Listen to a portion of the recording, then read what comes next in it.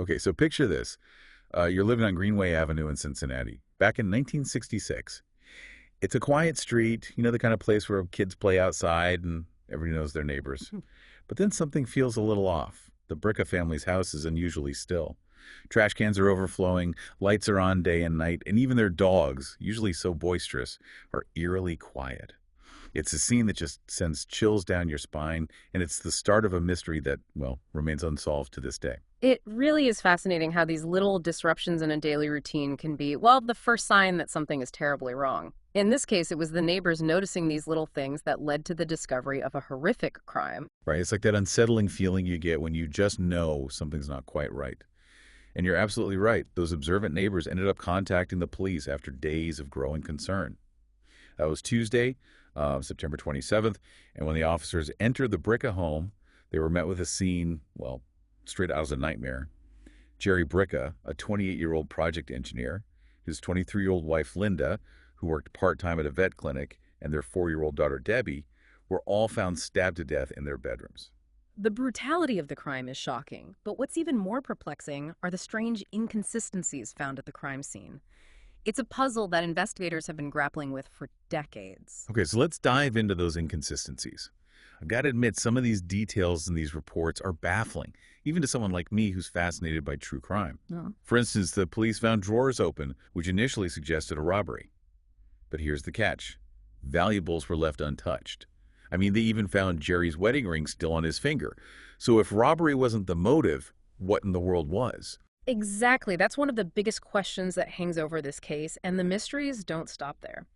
Despite the violence of the attack, there were no signs of a struggle or forced entry. The house itself was eerily undisturbed. Almost, well, too perfect, even stranger.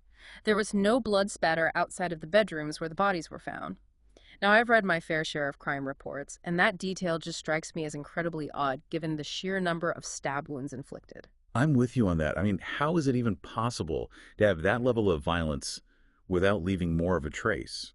Does that suggest something about the killer, or is it possible the crime scene was somehow cleaned up? It's a crucial question, and one that leads to some interesting possibilities. The lack of backspatter could mean a couple of things. One, the attacker was incredibly controlled and deliberate, possibly even someone with anatomical knowledge. Or two, you're right, someone meticulously cleaned the scene. Either way, it adds another layer of complexity to the case, wouldn't you say? Absolutely. It paints a picture of someone methodical, calculating, which is, well, a chilling thought. And to make matters even more complicated, the murder weapon itself is missing. The police think it was a knife with a decorative handle, but it vanished without a trace. They theorized it was wrapped in a missing newspaper and tossed out with the trash, which conveniently was collected that day. The missing weapon, combined with the possibility of using the newspaper for disposal, does suggest premeditation, doesn't it? It hints at someone familiar with the family's routine, someone who knew when trash day was. That's a really good point. And if we're talking about someone who knew the family, there's another detail that's particularly disturbing. Little Debbie, only 4 years old, was also murdered. Now think about it. A child that young wouldn't be able to reliably identify a stranger, which would make her a liability to a random intruder. That's a chilling observation. The fact that Debbie was killed, along with her parents, strongly suggests a personal connection. It seems the killer was someone she wouldn't have feared, someone she might have even trusted. So if we're operating under the assumption that the killer knew the Brickas, that narrows down the suspect pool significantly. And that's where things get really interesting. The investigation focused on a couple of key individuals, one being a man named Jim Cannon, a coworker of Jerry's. Jim Cannon represents that classic suspect profile you often see in these cases. A strained relationship with the victim, a history of anger issues, and an alibi that just doesn't quite add up. Now, it's important to remember that suspicion doesn't equal guilt, but in a case like this, investigators have to follow every lead. Right. And in Jim's case, those leads were pretty compelling.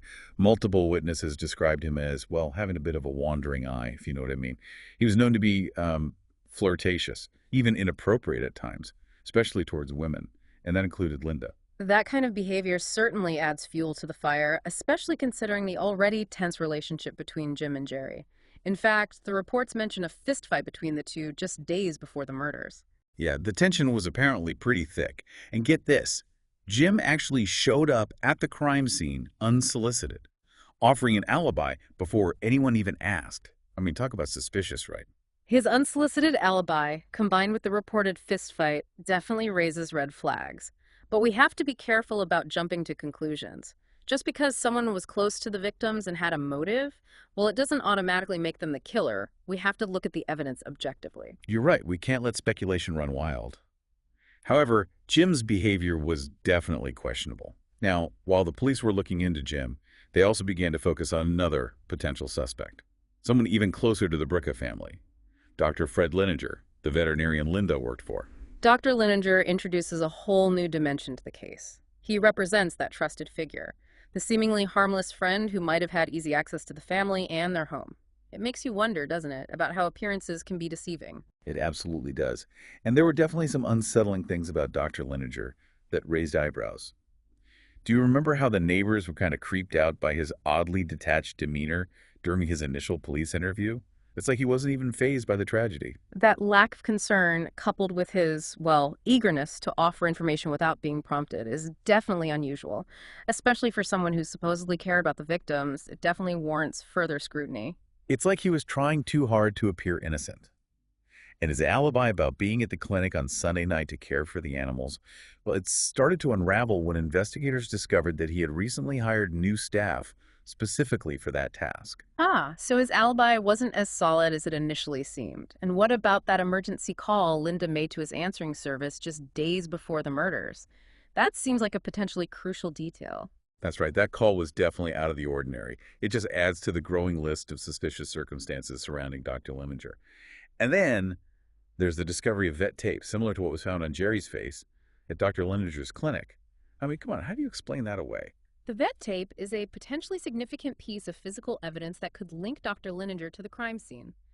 Investigators would have been meticulously analyzing it, trying to determine its origin and connection to the murders. It seems like all signs are pointing toward Dr. Lininger, right? Yeah. But even with these mounting suspicions, the investigation hit a wall. There just wasn't enough concrete evidence to make an arrest. The FBI lab's analysis of the collected evidence was surprisingly unhelpful, and, frustratingly, the opportunity for blood type testing, especially since the sperm sample found on Linda didn't match Jerry's blood type, wasn't pursued aggressively. The limitations of forensic technology back then are evident in the FBI's inconclusive findings. It's a stark reminder of how far we've come with DNA analysis and how crucial it is in modern investigations. That missed opportunity with the blood type testing really highlights how scientific advancements could have potentially cracked this case wide open. It's mind-boggling to think that something as simple as blood type testing, which is so routine today, wasn't fully utilized back then. Imagine if this had happened in the 21st century. DNA evidence would have been front and center. But back then, they were working with, well, limited tools. And that lack of definitive proof allowed the case to drift into a state of unresolved mystery. It's a recurring theme in cold cases, unfortunately. Investigators and the public are left frustrated when seemingly solvable crimes remain unsolved due to technological limitations or, well, missed opportunities. And sadly, the Bricka family's case remains shrouded in that fog of unanswered questions. Years went by with little progress, despite a few intriguing leads. There's a witness who claimed to see Linda in a car with an unidentified man the day before the murders. And then there's the liquor store owner's account of Dr. Lininger acting strange on the night of the killings, appearing nervous and making frantic phone calls. These seemingly disconnected events and behaviors are like pieces of a puzzle that don't quite fit. They hint at a larger picture, but the image remains elusive. It's like someone was trying to send a message, but we just can't decipher it. And then there's the discovery of those Marlboro cigarette butts arranged around Linda's grave. Guess what? The same brand was found at the crime scene. It's another bizarre detail that deepens the mystery, but doesn't offer any real answers. Those cigarette butts are particularly unsettling. They suggest a level of premeditation and an almost ritualistic element to the crime. It makes you wonder about the killer's state of mind, their motives beyond just rage or jealousy. It's like they wanted to leave a mark, a signature on their crime. And you know what really gets to me? Decades later, in 2002, they finally conducted DNA testing on the remaining evidence. But it only yielded a partial profile, not enough for a database match, although it was suitable for direct comparison. So the question remains, were those comparisons ever made?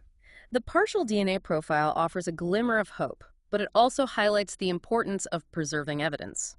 Even decades later, technological advancements can breathe new life into cold cases. It's a reminder that we should never give up hope, even when faced with, well, seemingly insurmountable obstacles. Hope is all we have sometimes, especially in cases as perplexing as this one. And speaking of hope fading, Dr. Lininger died in 2004. It was a joint suicide with his ailing wife, which leaves us with a very unsettling question. Did the truth die with him? His death adds yet another layer of complexity to this already intricate case. It's a stark reminder that sometimes justice is elusive. So where does that leave us? Are we to believe that Dr. Lininger, the friendly neighborhood vet, was capable of such brutality?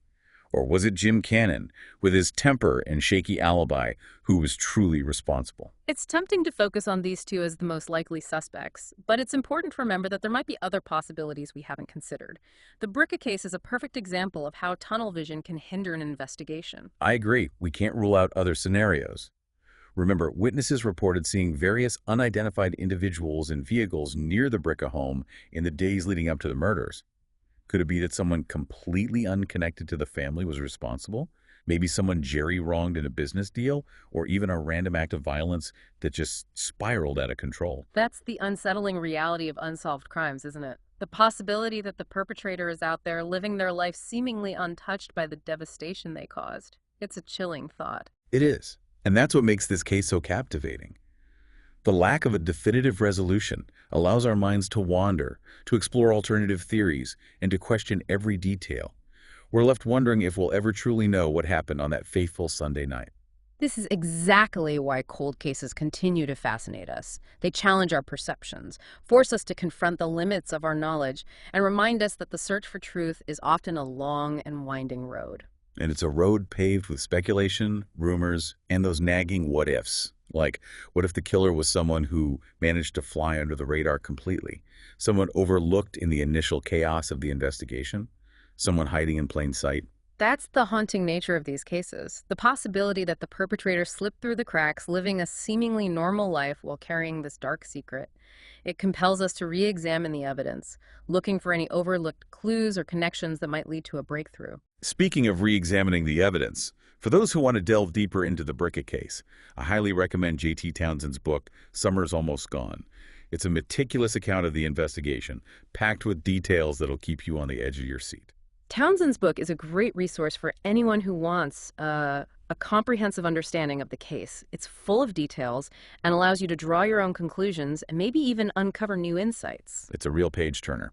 But before you rush off to add that book to your reading list, we want to leave you with a final thought-provoking question. What if the motive wasn't what we've been led to believe? What if there's a hidden story, a secret, buried beneath the surface of this seemingly straightforward case? This is the ultimate challenge with the Bricka case, to think outside the box, to consider alternative narratives. It's an exercise in critical thinking, questioning assumptions, and exploring the complexities of human behavior. Could it be that jealousy and rage weren't the only factors at play? What if something darker, more sinister, was driving the killer? The notion of a hidden motive is chilling, suggesting that the truth might be even more disturbing than we initially imagined.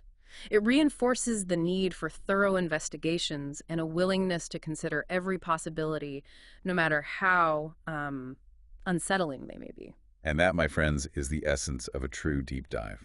We've explored the evidence, analyzed the suspects, and grappled with the unanswered questions. But the Bricka case, just like those silent dogs found inside their home, remains a chilling enigma. It's a stark reminder that even in the most ordinary of places, darkness can lurk, and the search for truth can be a lifelong journey.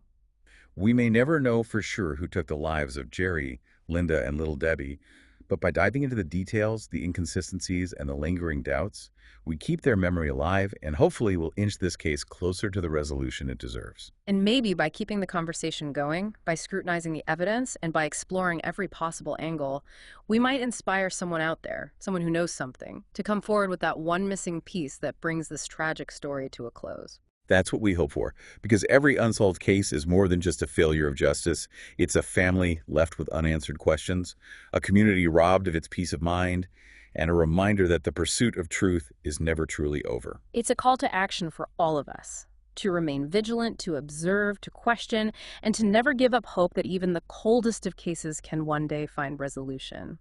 So if you're listening and you know something, anything at all about the Bricka family murders, please speak up. No details too small. You might hold the key to unlocking this mystery and bringing closure to a tragedy that has haunted a community for far too long. Remember, knowledge is power. And when it comes to seeking justice, even the smallest bit of information can be transformative. And that's where we'll leave you today, with the echoes of a quiet street, a family tragically taken, and a mystery that continues to defy explanation. Keep those mental gears turning, because the Bricka case is far from closed. And who knows, maybe one of you listening holds the key to unlocking its secrets. It's like we're piecing together a jigsaw puzzle, but with some of the most crucial pieces missing. And what makes the Bricka case even more fascinating is how it reflects the limitations of forensic science at the time. You mentioned blood type testing earlier, and it's a prime example of a technique that could have yielded valuable clues back then. Yeah, you're right. I find it fascinating and frustrating at the same time. We're so used to DNA analysis being this, well, almost foolproof tool today, but in 1966, it was a completely different landscape. What kind of blood tests could they even do back then? And what could those tests have told them about this case? Well, blood typing was definitely available, and it was a relatively common tool in criminal investigations. They could determine the ABO blood group of a sample, which in this case could have been used to potentially exclude suspects or corroborate other evidence. For instance, if the blood type found at the scene didn't match Jim Cannon's or Dr. Lininger's, it would have, well, seriously weakened their cases. That makes sense. It's basic, but it could have been a game changer back then. I'm curious, though. Could they do anything beyond basic blood typing? Were there any other tests that could have shed light on the killer's identity? There were some other techniques, but they were much more limited in scope and reliability.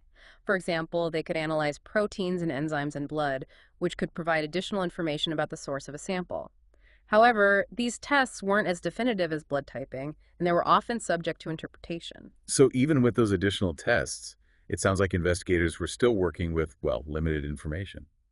No wonder this case remained unsolved for so long. It's almost like trying to solve a mystery with one hand tied behind your back. Exactly, and that's why cases like the Bricka murders highlight the incredible progress we've made in forensic science. DNA analysis has revolutionized how we investigate crimes, providing a level of accuracy and certainty that was unimaginable back in the 1960s. It's like going from reading a blurry black and white photo to watching a high-definition video in full color. The level of detail we can get now is astounding. But going back to the Bricka case, with those forensic limitations in mind, let's talk more about those suspects. You mentioned Jim Cannon's alibi didn't quite check out. What was it he told police, and what made it so suspicious? Well, according to reports, Jim claimed he was at home alone on the night of the murders, but his alibi lacked specifics, and there was no one to corroborate his story. The fact that he showed up at the crime scene, well, unsolicited, almost as if trying to insert himself into the investigation, only added to the suspicion surrounding it. You know, it's like in those old detective movies where the guilty party always tries a little too hard to appear innocent. They end up, well, drawing more attention to themselves. But was there anything beyond his behavior and questionable alibi that linked him to the murders? Any physical evidence? Unfortunately, no. That's the biggest hurdle investigators faced with Jim Cannon. They had his motive, they had his history of violence, and they had his suspicious behavior, but they didn't have any concrete evidence tying him to the crime scene. So it's a classic case of he said, she said, with no smoking gun to seal the deal.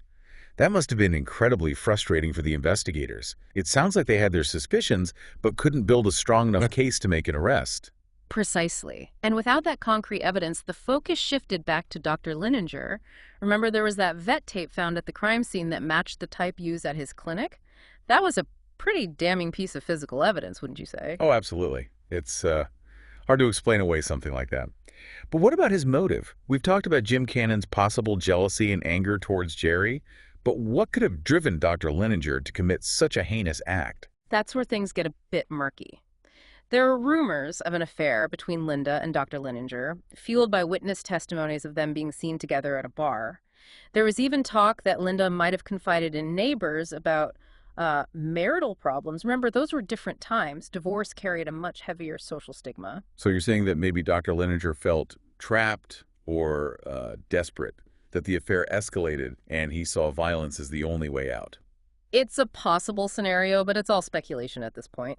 We're delving into the realm of human psychology, trying to understand what might drive someone to such extreme measures. It's a chilling reminder that even the people we think we know can be capable of shocking acts. And this case seems to be full of those what-if scenarios. Exactly. What if Linda was planning to leave Jerry for Dr. Linenger? What if Jerry found out about the affair and threatened to expose them? What if there was a confrontation that just, well, spiraled out of control? It's like we're peeling back layers of a complex onion. And with each layer, more questions emerge. But I want to circle back to something you mentioned earlier, tunnel vision. You said that the focus on Jim and Dr. Linenger might have caused investigators to overlook other possibilities. What are some alternative scenarios we should consider? That's a crucial question because it forces us to expand our perspective. Could there have been someone else entirely who had a motive to harm the Brickas? Perhaps someone Jerry wronged in a business deal, or maybe someone with a grudge against Linda. It's hard to imagine anyone wanting to hurt little Debbie, though. She was just an innocent child caught in the, well, crossfire. That's the tragedy of this case, the senseless loss of life. But it's important to remember that even in cases where there's a clear primary suspect, investigators can't afford to ignore other leads. Every piece of information, no matter how small or seemingly insignificant, could be the key to cracking the case. So while we've been focusing on Jim Cannon and Dr. Linenger, it's crucial to keep an open mind. There could be other players in this twisted game that we haven't even considered. Absolutely, and that's where the real detective work comes in. It's about connecting the dots, analyzing patterns, and looking for those subtle clues that might have been missed the first time around. It's like trying to find a needle in a haystack, but sometimes the needle is right there in front of you, just waiting to be discovered. Precisely. And in the Bricka case, there's still so many unanswered questions. Who was the unidentified man seen with Linda the day before the murders? Was it Dr. Leninger or someone else entirely? Why was Dr. Leninger so nervous and making those frantic calls on the night of the murders? And what about those Marlboro cigarette butts found at Linda's grave? Were they a message, a taunt, or simply a coincidence? It's enough to make your head spin. So many loose ends, so many tantalizing clues, but no clear path to the truth. And that's the beauty and the frustration of cold cases. They challenge us to think critically, to question everything, and to never give up on the search for justice. You know, I think what gets me the most about this case is the fact that little Debbie was murdered along with her parents. It's a stark reminder that sometimes evil doesn't discriminate and innocent lives are lost in the most, well, senseless ways. It's a heartbreaking reality, and it underscores the importance of never forgetting these victims. They deserve justice, and their families deserve answers. And speaking of answers, there's one question that keeps nagging at me. What about that partial DNA profile they got in 2002? You said it wasn't enough for a database match, but it could have been used for direct comparison. Did they ever compare it to any of the suspects? That's the million-dollar question, isn't it? The reports don't provide a definitive answer. It's possible they compared it to samples from Jim Cannon, although it would have been difficult to obtain a sample from Dr. Linenger after his death. But there's also the possibility that they compared it to samples from other individuals who emerged as potential suspects over the years. So there's still a sliver of hope that somewhere in some dusty evidence file lies the answer to this mystery. Exactly. And that's why it's so important to never give up on these cold cases. Technological advancements, new evidence, or even a fresh perspective could lead to a breakthrough at any moment. It's a reminder that even in the darkest of times, there's always a chance for light to shine through. And who knows, maybe one of our listeners holds the key to unlocking the secrets of the Bricka family murders. It's certainly possible. Sometimes all it takes is one person to come forward with that crucial piece of information that changes everything. So if you're out there and you know something, anything at all about this case, please contact the authorities. Your tip could be the missing piece of the puzzle that brings justice to the Bricka family and peace to a community that has been haunted by this crime for far too long. Remember, knowledge is power. And when it comes to seeking justice, even the smallest bit of information can be transformative. And on that note, we'll take a quick break. When we come back, we'll delve into some of the more unsettling aspects of the Bricka case, exploring the psychological profiles of potential killers and the lingering questions that continue to baffle investigators to this day. Stay with us. All right, so we're back and ready to continue our deep dive into the Bricka family murders. As we've been discussing this case, I can't help but think about the psychological aspect of it all. What kind of person could commit such a brutal act, especially against a young child? That's a question that has, well, haunted investigators and forensic psychologists for ages. It's a chilling reminder that the human mind is capable of incredible darkness. When we look at cases like this, we often try to fit the perpetrator into a certain profile. But the truth is, well, there's no one-size-fits-all answer. So are you saying there's no such thing as a typical killer profile? I always thought those profiles help investigators narrow down their suspect list. Well, profiles can be helpful tools, but they're not foolproof. They can sometimes lead to tunnel vision, as we discussed earlier. It's important to remember that every individual is unique, even those who commit heinous acts. That makes sense. Yeah. So when we're talking about the Bricka case and those two main suspects, Jim Cannon and Dr. Leninger, are there any psychological insights that might shed light on their potential involvement? Let's start with Jim Cannon. We know he had a history of anger issues and was prone to violence. He also had a strained relationship with Jerry and was reportedly flirtatious with Linda. That paints a picture of someone potentially driven by jealousy, rage, or a need for control. It's like a powder keg just waiting to explode. But what about Dr. Leninger? He seems so mild-mannered, so unassuming. How do you reconcile that image with the brutality of the crime? That's the challenge with cases involving seemingly normal individuals. Dr. Lininger represents that classic example of someone who might have been living a double life. On the surface, he was a respected veterinarian, a pillar of the community. But beneath that facade, there might have been a darker side, a hidden world of secrets and desires. It's like something out of a psychological thriller, you know. You think you know someone, and then, bam, they turn out to be capable of something truly horrific. Exactly. And that's why it's so crucial to examine all the evidence, all the potential motives, and all the psychological factors at play. In Dr. Lininger's case, there's the possible affair with Linda, the potential for a love triangle gone wrong.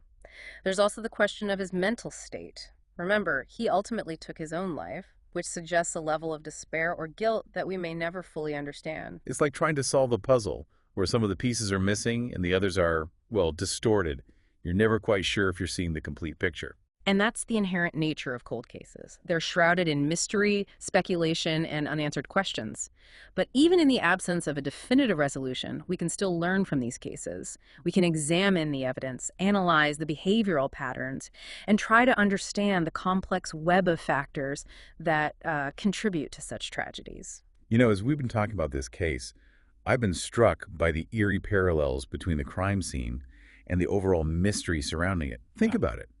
Those silent dogs, the undisturbed house, the lack of blood spatter. It's almost as if the crime itself was meticulously orchestrated to leave as little trace as possible. That's an astute observation. It's almost as if the killer wanted to create an illusion of normalcy, a facade to hide the darkness beneath, and that level of control, that attention to detail, suggests a certain level of premeditation and psychological sophistication. It's like they were trying to erase their presence, become a ghost in the night, and in a way they succeeded. Decades later, their identity remains a mystery, a shadow lurking in the annals of unsolved crimes. And that's what makes these cases so compelling, so frustrating, and ultimately so important. They challenge us to confront the darkness that exists within humanity, to grapple with the complexities of the human psyche, and to never give up on the pursuit of justice, no matter how elusive it may seem. Well said.